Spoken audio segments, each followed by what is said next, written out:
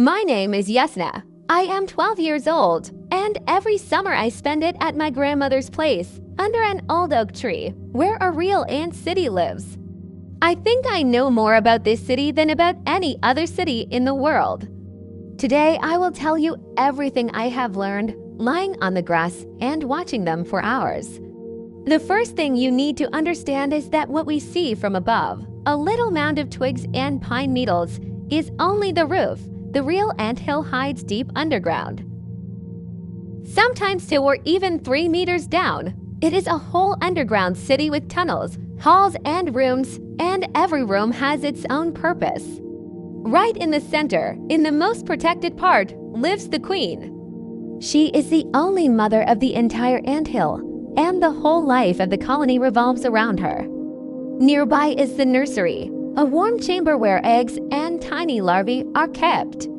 Nanny ants carry them day and night, moving them closer to the sun if they need warmth, or deeper underground if it gets too hot. There are storerooms full of seeds, bits of mushrooms, and supplies of sweet liquid. There are barracks where soldiers with large jaws rest, ready to defend the home at any second. And at the very top, there are ventilation tunnels that let fresh air into the anthill. The first time I saw a cross-section of an old abandoned anthill, my grandmother had accidentally dug up the edge of a flower bed. I was amazed. It is not just a pile of dirt. It is architecture, planned and thought through, built without a single blueprint, without a single engineer, just by thousands of tiny creatures who know exactly what to do. Here is what surprised me the most. Ants have no voice. They never shout, never call each other, never sing, and yet they communicate constantly, very precisely, and very fast. Their language is touch. Antennae touch other antennae, and that alone is a message.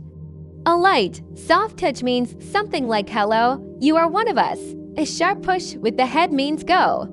Away, you do not belong here. Swaying from side to side along a trail means this is a good path, follow me. If an ant finds food, she returns home and starts tapping her antennae quickly and rhythmically against her sisters, like sending out a short code. Within seconds, a whole team gathers around her, ready to follow her to the food. If there is danger, an ant jerks her abdomen sharply up and down. This signal passes from one ant to another through touch, and within seconds the whole colony knows that something has happened. But the most magical part is the invisible letters ants leave for each other.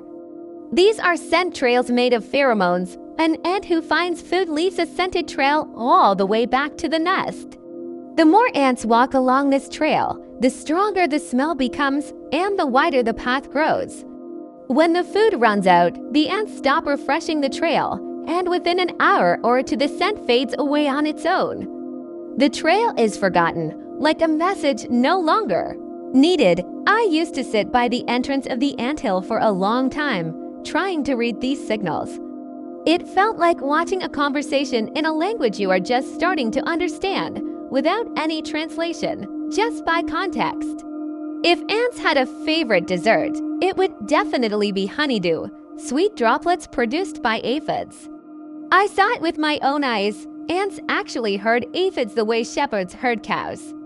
They guard whole colonies of these tiny insects on rose stems and wild rose bushes, chase away predators, and in return milk sweet nectar from them by gently tapping the aphid's abdomen with their antennae. Ants also love flower nectar and sweet secretions from certain fungi. In some warm countries, ants even grow mushrooms in special underground gardens, bringing leaves, chewing them into a paste, and fertilizing the fungus with it, like real farmers. But the anthill does not live on sweets alone. There are hunting trips too, after caterpillars, small beetles, and other insects. Sometimes a whole line of ants carries one single caterpillar home, holding it up on dozens of tiny legs, like a beam at a construction site. And here is something I thought about for a very long time. Ants go to war. Really go to war, with losses, with captives, with full-scale battles. That year, not far from our oak tree, near an old willow by the stream, a rich colony of aphids appeared, a true sweet gold mine. 2 anthills wanted it, ours, the red one, and the neighboring black colony that lived a bit farther away, near the fence. At first it was almost peaceful. Scouts from both sides met on the trail, touched antennae, something like an argument. This is my territory. No, it is mine, and then walked away, twitching their legs in irritation. But when the black ants started marking the willow with their own pheromones, claiming the tree as theirs, the red scouts came home not with the usual signal, but with a sharp, urgent message, a call to battle. Within minutes, streams of soldiers poured out of the barracks, ants with enlarged heads and powerful jaws. They marched in tight columns along the scent trail left by the scouts. At the foot of the willow, the 2 armies met. I watched this for almost an hour, lying flat on my stomach in the grass, afraid to move. It was not a chaotic fight. It was an organized battle. Ants grabbed each other by the legs and antennae with their jaws, trying to immobilize the enemy so their comrades could finish the job. The wounded were carried to the rear. The strangest part, sometimes defeated enemies were carried home as prey, food for the larvae. By evening, the black ants began to retreat. The red colony had more soldiers, and their signals were sharper and faster. The willow, with its sweet treasure, stayed with our anthill.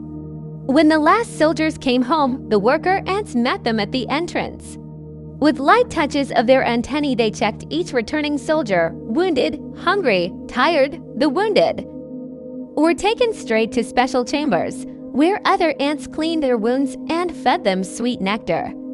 I sat near the anthill that evening and thought about something. Not one of these ants had said a single word the whole day. No shouting, no spoken commands. Only touch, only scent, and yet thousands of tiny creatures acted more in sync than an entire human army.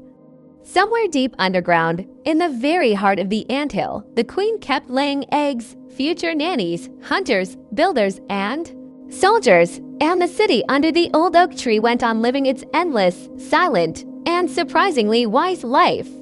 And here is what I understood in the end. Words are not the only way to understand each other.